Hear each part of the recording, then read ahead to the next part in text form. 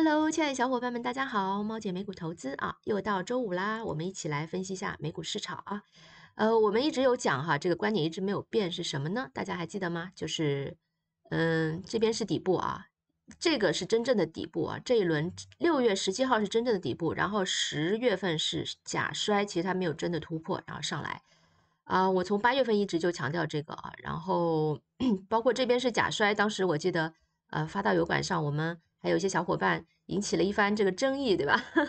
是是是，然后我记得在后来10月份、11月份的时候哈，那个时候我闭关出来跟大家分享过这个观点哈，这其实心里还是挺怕打脸的。我们可以一起来回顾一下那个时候说的这些观点。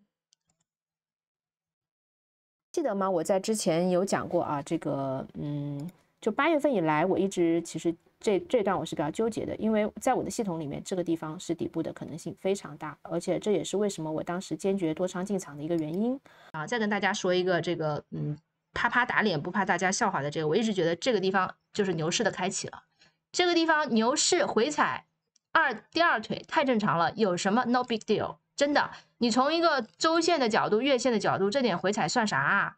真的根本不算什么。我认为这个牛市的开启就是6月17号，因为所有的我的系统数据再也没有6月17号这一天的样子了，它就是一生只有几次的机会啊。好，我们刚才简单回顾了一下哈，这个10月、11月份的观点到现在反正一直都没有变啊，七七强调。现在最大的风险，我先跟大家说风险，然后我们再说对市场的判断，好不好？最大的风险现在是第一个啊，这个地方如果说再继续上去跌下来，把这个地方跌没了，那就是非常惨的，因为这个地方是非常重要，我说过的十几年的一个神通道。如果神通道被跌穿，我们所有这些上面的数据全部都必须只能推翻掉了，因为这些数据都无效了。这个点位被突破，它是一个非常大的重心点位，十几年的神通道，之前有给大家用对数坐标轴去画过啊。那所有这些数据白走了，今年一年白走了啊，去年一年白走了。那么这是现在最大的风险，小风险呢是什么？买卖力道下降。那么最近这一段时间买卖力道一直上升的，我在前2天跟大家在社区这个发帖子的时候跟大家分享过啊，就这个周中我们没有公开视频哈，所以给大家分享过，我们小伙伴也现在都学机灵了哈，我们小伙伴现在都学机灵了，这个都知道跟买卖力道走啊，买卖力道它是我的一个独家的一个算法，然后我会每天把结果分享给我们的会员小伙伴，然后在市场下跌的时候，买卖力道一直在涨啊。所以就是一个抄底和背离的信号，包括6月17号的时候就是这样子啊。它这个我们前两期的公开视频里面有分析过买卖力道是怎么走的啊，跟大家也分享过很多次了。今天这期就不赘言了。总之呢，就是现在的大风险是这个，小风险是买卖力道如果下跌，那还得再重新起来回测一下。其他之外都是比较利好的消息。首先从这个定价机制来看，我们都知道最基本的来美股交易要知道一个最基本的基础知识是什么？大家再想想看，我们说过定价机制是什么？美股所有的定价机制是债券市场啊，债券市场是全世界所有权益市场的定价的锚，对不对？所以我们要看这个债券市场。那现在利率的话是，suppose 2月份最后一次加息，或者说哪怕是倒数第2次，是吧？3月份还有一次可能就好了。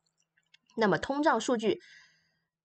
是连续3个月是微幅慢慢在有一个趋势出来啊，去3个月的 CPI 就是通胀有所下降啊，那么这个就是一个印证什么呢？美联储也是看这个，当然它看的更多的是核心 CPI 啊，还有住房里面考虑进去，这个我们就在这儿也不多赘述，大家去自行做功课啊。然后至少能说明啊，现在2月份加息和最后一次，或者哪怕倒数第2次，3月份是最后一次的这个概率是越来越大了。那么所以市场就 price in 了这些所有的预期啊，这就是我为什么说这轮牛市的开始啊，其实就是基于这一段，我觉得是事出有因的。这一段其实我到现在还没想清楚它到底是为什么，因为这段的这个底已经是非常清晰了，在背后的数据里面，在我系统里面非常多的数据里面啊，这个多维的数据里面都印证了这个地方是底，这个地方跌下来，我也是，确实是没有想到会跌这么大啊，我觉得到这儿就差不多了。当然，这段时间采取对冲的策略啊，回头也可以再说一下，挑对冲策略的毛病啊，对冲策略还是不好做的。好，我们好，现在是说到哪了？我看一下，也说了最大的风险，对吧？然后我们说了现在好的地方，从基本面也说完了。第二个好的就是我买卖力道，是吧？也说完了。第三是我们继续我们的关键点位啊，这个是我几百年前啊8月份的时候跟大家在这里跟大家分享的3、4线啊，应该是在这里就分享了。3线现在继续纠结，好就好在什么？大家记住这根蓝线了没有，小伙伴们？大伙伴们，记住这根蓝线了吗？8月份跌是什么原因？这根蓝线没涂上去 ，MA200，重大的这个美股的标志性的一个趋势性的一个反转的一根均线啊，200天线，这个地方好搞一个这么大的出来，重新试探还不成，再试探假突破还不行，再下来，你看这一次哦，这次能不能成呢？有可能再下来一下啊，因为是这样的，200天均线这个实在是力度太大了，它这个阻力啊，你多突几次其实是好事儿。为什么？我也跟我在这个以前有分享过啊，阻力如果多次突破成为支撑之后，这个支撑也是很牢固的。是这根线的权重啊，近期是最大的。大家可以不用看下面的一些均线了，都太短期了。真正趋势性的变化就是这根蓝线，所以要站上去。我们说的第一步，仅仅是第一步啊。然后是我们的3线3999.08，哎，不是3998啊，3998.86啊，这个是几百年的，说了好几个月了啊。这个点位其实为什么好用？跟大家讲啊，你根据这个点位你就做空做多你都好做。遇到这个地方你赶紧把多仓止盈啊。当然我说的是更小 time frame 的啊。然后到下面点位你再多仓进场啊，然后或者你在这个上面你多仓止盈，有的喜欢买 put 的，你可以在这边做空啊，在下面把空仓再止盈掉。就这样子的，所以我们会给我们小伙伴很多点位啊，这些点位都是算法出来的精华，这个点位是很重要的啊。然后我们再看一下哈，这个标普这个地方呢，其实它形成了一个这个你看非常多的 K 棒在这里交织啊，这个地方我觉得它其实再下来啊，再到这个地方来，在这个上面再试探一下，触碰一下再往上去，其实我觉得是最好的一种走法，反而不是直接上，直接上我认为不好，要再下来一下。再到下面去试探一下，在这边做一个 higher low，在3890多点的时候，哎，再往上，这是最好的一种走法。这从 time frame 从这个周线来看和从月线来看，这是着眼于长远的一种最好的走法。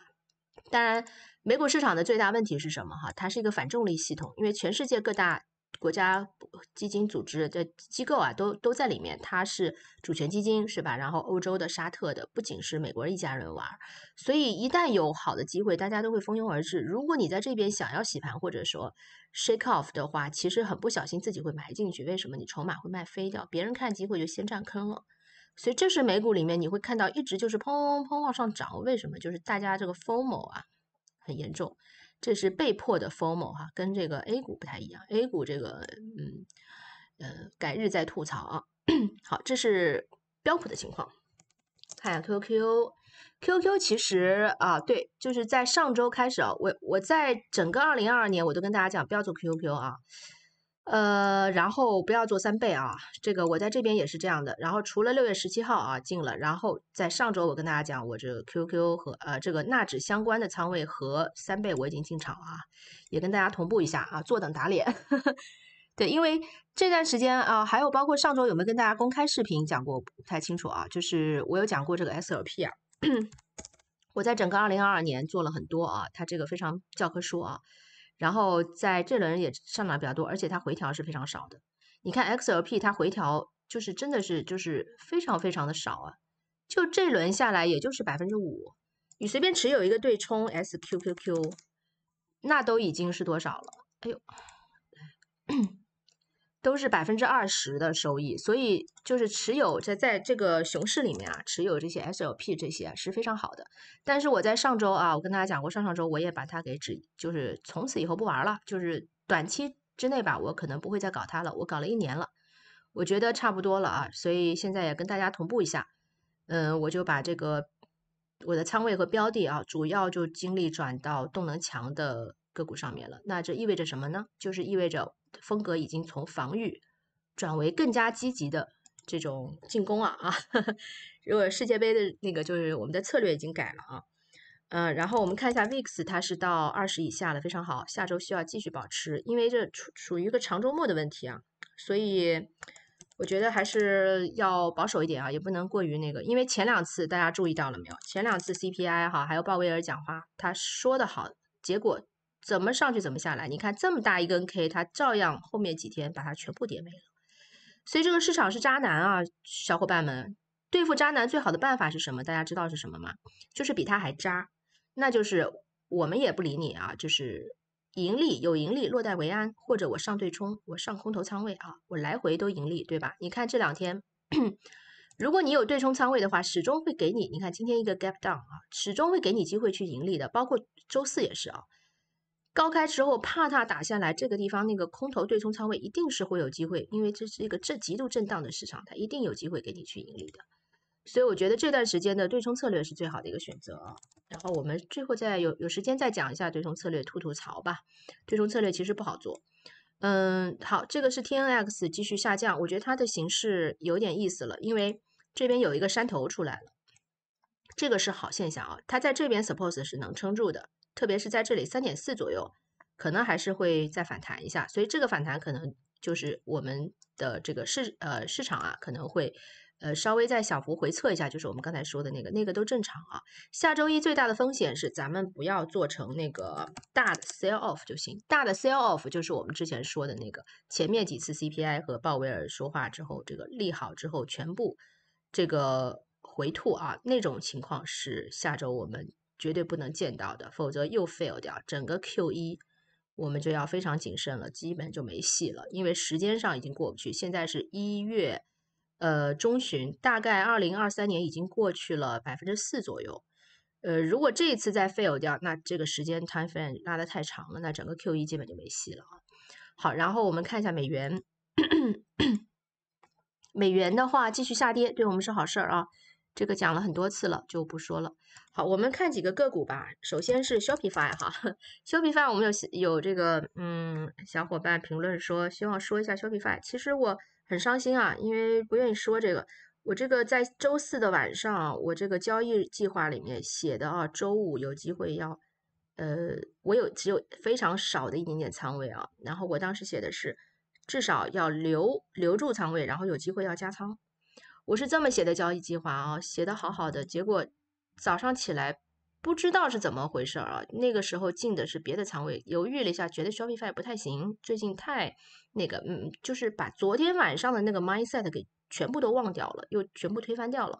其实我昨天是看的好好的，周四晚上看的好好的，它是有点的，而且我觉得这里是比较夯实的，是个比较好的进场机会，但是自己没执行了，你说这个就非常郁闷啊。然后等我再看的时候，它已经涨到38了，对，38.3，我后来是38.3追了一点点，但是不想再追加进去了，就是非常郁闷啊。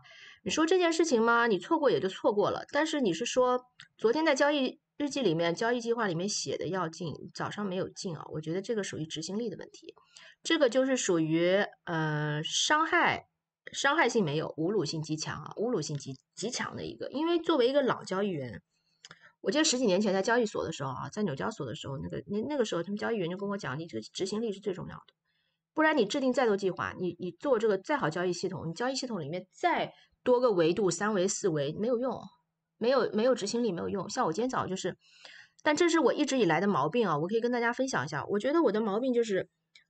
我执行力其实在我出清仓位这方面一点问题都没有，就是我跑得比谁都快。我一有风吹草动或者不对劲啊，稍微顶部特征出现，我跑得比谁都快。这个我们俱乐部小伙伴应该能知道。我们2021年整个一年过去，我最 proud 最自豪的就是我逃顶很牛啊，跑得比谁都快哈，跑得比兔仔快。但是让我进场的时候，把这个资金投进去的时候，我特别的滞后啊，特别的难，这个执行起来很难，就让我新开一个新开仓啊。如果追加仓的话，还稍微好一点。新开仓或者说新开大仓啊，或者进大幅期权的时候，我特别难哦。我说的是过夜的啊，日内的反正就还好。所以这是我一直以来的问题，我一直都没解决它。这个问题我觉得可能是不是江山易改本性难移，这辈子是难以解决了。我早上就属于这个问题，我手里的 Shopify 非常少，零星一点小零头的仓位啊，我只是想留待观察，所以我留着它，是跟着就上周过去这一周的某一天进了纳指仓位的那一天啊进去的，但是这个要我追加的时候，我就真的难，我就觉得我就想再稳稳再说吧，它也没有启动迹象，尽管昨天交易计划里面写的好好的啊，这个随时会启动，随时会那个应该埋仓进去，就是这个我真的是很郁闷啊。所以跟大家分享一下，也吐吐槽吧。这个反正周末嘛，我们做这个，我也比较随心所欲一点啊，想到哪说到哪。所以跟大家也分享一下，执行力是所有我们这个作为交易者来说，首先要注意到的。Shopify 现在好在什么地方呢？它已经进入了原来的这个震荡区间啊。大家看这个区间是它原来在这边做这个上下震荡运动的，它现在回来了。那么它下面这个下方是它底部的一个区间，它现在已经脱水了啊，出水了。出水到这个地方呢，上面这个阻力就比较大。它今天好在哪儿啊？你看啊，它的这个200天线，我们刚才说的标普苦苦挣扎的这个200天线，它今天一根大阳 K 把它给顶天立地了。现在就看下周啊回测的时候踩在200天线上，就算任务完成了。下面这些均线都排得非常好，很漂亮。这个走法很漂亮，但它最大的 challenge 还是上面这个42块以上的这个部分啊，42块要突掉，把这个区间给突掉啊，从此以后这个区间变成它的坚实阻力啊，站在这个上面，它就直奔60以上走了，60以上都打不住了，所以这个是Shopify我们要注意的。Shopify 有个问题呢，就是它也不算是特别大的那种，它的主力啊，有时候还是会逮人的哈。我们像去年我们的那个班长资金量比较大哈，他这个我们小伙伴有讲，现场直播当时我们在 Pro 群还开的时候，他就是当即进场啊，资金量太大了，进场之后那一根分钟线的 K 拉上去之后被主力觉察了，这个后来就一起去这个肥羊看到了肥羊是吧？然后马上学习啊，下来把那个直接打下来，瀑布一样的从1分钟线上直接打下来，打到很低啊。最后后来是暂时止损走的，当然后来人家做的很好哈，这后来就做，这个就吸取一个教训什么呢？就是你不敢进的时候太大仓位去惊动这个主力啊。当然也要分不同的个股啊，像比如说亚马逊这些就是大票有大票的这个格局啊，你再怎么样，它基本就是你要我给你。你操作亚马逊的时候，你会发现他们一个什么特点呢？就基本上你要或者你怎么样，人家都给，而且人家不会计较你这个就是三花两枣，就是基本上还是比较大度的，就是什么东西没见过的那种，是吧？不会说你过来喝点汤，或者你过来几个地儿，他就唧唧歪歪的。那么 Shopify 呢，其实这个主力是非常厚道的啊。其实会看图形的小伙伴，我们在2021年啊、2020年，你会发现很多次它这个主力啊，操盘是很厚道的，它不会像 A 股里面有些操盘它就不顾吃相的那种，基本上这个主力还能照顾到大多数人的这种，还不算特别狠啊，在一些关键时候它不是去洗盘啊，它是往上抬，而且它是平着去横，就说我觉得这个主力还是不错的。亚马逊就别说了啊，我觉得它是一个真正的一个大气的这种，这应该有的，跟它体量也是相匹配的，像包括 Apple 啊。最差的是什么呢？可以跟大家分享一下，周末没事儿。这只股啊，这只股的非常恶心，它这个基本上你跟它做期权的时候，你占不到任何便宜，占不到任何便宜，它毛分都给你计较的清清楚楚啊，它生怕你拿走一点点。汤水的，它就没得吃了似的啊！这只股后来我就不做它，我就觉得不对，我不应该去做它的。这个可以长持或者正股，但是期权交易我就再也不做这种了。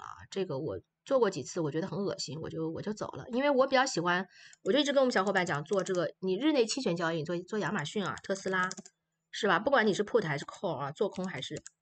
Apple 做的比较少一点，但是也可以。Apple 一般比较温吞一点啊，它做日内期权也是有容乃大的一只，但是它比较没劲啊，就是比较温吞啊，它这个 IV 啊什么各方面没有这么带劲。你像特斯拉的那个 IV 上来，哇塞，基本上你就非常爽啊，就是你把这个波段给把握住的话，其实它能给你带来非常丰厚的盈利啊，所以就基本上喜欢做这种动能个股啊。特斯拉这个还得我们再观察一下啊，基本上它在这里啊，就是如果能稳在这做一个小小的，这个小小的这个 range 的话，其实就挺好的。那么跟刚才 Shopify 一样，下面就是它的出水的出水点位啊，然后到这边上来做一个小小的 base，然后从这边把均线往下拉之后，突破这个下降趋势往上走。现在非常早，现在太早了。包括其实亚马逊啊，别看它涨得挺好，它是涨得非常不错啊，我认为还是应该重点关注的。但是它现在还是 still too early 啊，而且第一腿啊，这边其实算是第二腿，但是这个下来最好还要再回测一下。Google 也是啊。微软，其实微软这波下来实在是就相当于给它做了一个第二腿吧，因为这个是完全是评级的原因啊，我不太清楚这个时候出这个评级是什么意思。图形上等于说是，其实破坏力也不是特别大，因为它相当于就第二次回测成功了，其实是放大摊分是好事，只是要花点时间再去把它企稳一些。好，我们现在来讲一下加密货币啊，比特币、以太坊很有意思。我在1月7号的时候，给我们一个机构客户哈发了一个信息，我说这个比特币和以太坊的这个日线级别买点正在形成啊，现在已经涨这么多了。当时的价格是多少？16000啊，然后现在基本上快到2万了。它也是一个200天线的问题，但这轮确实起来的比较猛啊。我也这是个日线级别的买点。我其实对这一轮它的表现还是觉得比较满意的，因为我之前预期的它会跌得更狠一点。它是整个第一次比特币和以太坊啊，作为一个小孩子啊、青少年，第一次去接受这个降息周期的考验啊。在它被大放的和这个大鳄鱼发现之前啊，在它被大众所熟知之前，他第一次这种作为一个小孩，第一次去经历降息周期，能够做得这么好，我觉得已经非常不错了。我预期它其实15000都不一定能够撑住啊。没想到15000走了就走了这么几个星期，然后就这样上去了。当然稳不稳呢，咱们再说。2万是一个心理关口啊，然后下面如果在18000这个地方回测的时候能够站稳，那就是一个非常好的迹象。好，我们看一下以太坊。以太坊也是一样的啊，我觉得其实我对它的这个整个生态系统建设和这个未来，我是比比特币更加看好的。但是比特币毕竟在币圈也算是有点小小的定锚的态势啊。所以这个地方啊，这个是下面它的一个比较大的一个支撑啊，1320，但其实也可以跌回去，没事儿，你还是看这里吧，1151哈，这是它的底线，这是以前画出来的。那么在这个区间，我觉得都属于一个底部的震荡啊。如果能在1320以上站稳的话，基本上就出水了，这个底部区间基本就毕业了。然后上面就是16000，所以这个以太坊我觉得也是不错的啊，它基本上是把整个就是降息周期把握的非常好，而且它这个周线图形也很漂亮，所以我觉得还不错啊。大家看这个周线图形啊，非常漂亮，然后这个上面也是背离的。所以是一个，我觉得总体来说还可以啊，是一个比较像底部的态势了。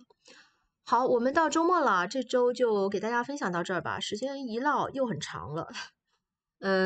祝大家周末愉快，然后我们要记住，这个执行力哈，还是这个我今天一直在反思这个问题，我早上这个关于 Shopify 的问题啊，执行力。所以跟大家分享啊，我们下期在这个吐槽一下对冲策略吧。对冲策略有好有坏啊，最近你对冲策略都能盈利，但是其实如果把握不好的话，也是非常烦躁啊。就是特别有时候是交易总是遗憾的艺术嘛，有时候又觉得对冲多了，有时候对冲少了，包括对冲区间的选择，你是选择末日的还是说一个中期的，这都是一个很有意思、很讲究的话题哈。